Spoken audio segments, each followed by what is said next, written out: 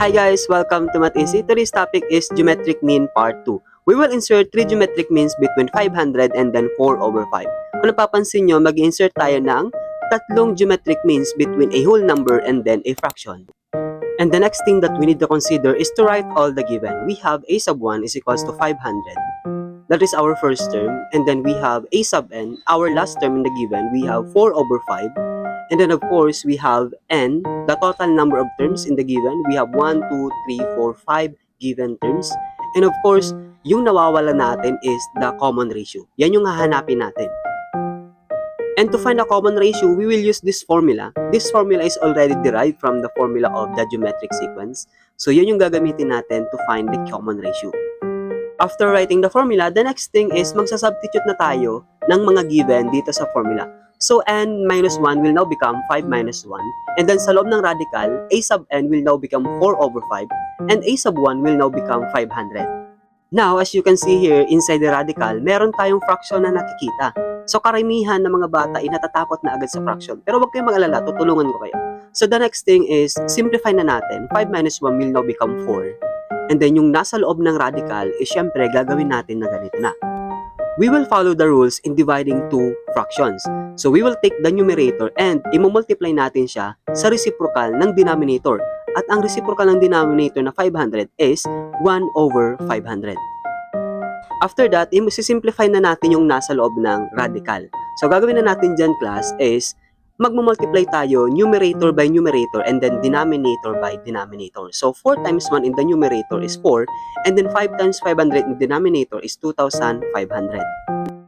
And now guys, para hindi kayo mahirapan sa loob ng radical, yung 4 over 2,500 is pwede pa siyang masimplify. At yung 4 and 2,500 can be divided by 4. Ngayon, pwede natin siyang palitin. So magdi-divide tayo ng 4 both numerator and denominator. So 4 divided by 4 is 1 and then 2,500 divided by 4 is equals to 625. So mas maliit na siyang number. And meron na tayong fourth root of 1 over 625. Ang sunod natin gagawin dito guys is i-distribute natin yung radical sa numerator and then denominator. So magiging ganito na siya. Sa numerator magiging fourth root of 1 na siya. And then, sa denominator, magiging fourth root of 625 na siya. Ngayon guys, hahanapin natin yung fourth root of the numerator and denominator. And we all know that the fourth root of 1 is only 1. And then, ang problemahin natin ngayon, yung denominator, what is the fourth root of 625? So for us to be able to get the fourth root of 625, gagamit tayo guys ng prime factorization. Ito rin guys yung sinasabing factor 3. Ngayon guys, isulat natin lahat ng mga prime numbers para alam natin kung ano yung mga prime numbers na pwedeng makapag-divide sa 625. And we have 2, 3, 5, 7, 11, and so on. Hahanap tayo dyan guys ng number na pwedeng makapag-divide sa 625. At ang number na pwedeng makapag-divide sa 625 is 5. Ngayon, i-divide na natin siya. 625 divide 5 is equal to 125. And 125 is also divisible by 5. So, i-divide natin ulit siya by 5. So, 125 divide 5 is meron tayo guys na 25. So, isulat na natin. And, yung 25 ulit, hindi pa siya prime number. So, i-divide ulit natin siya sa 5. And the result is 5.